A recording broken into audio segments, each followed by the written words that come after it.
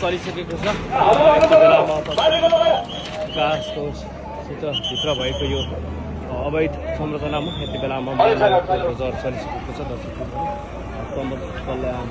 मानव समाज कल्याणको यो भित्र रहेको यो भवनमा यति बेलामा मानवको बजार चलिरहेको छ।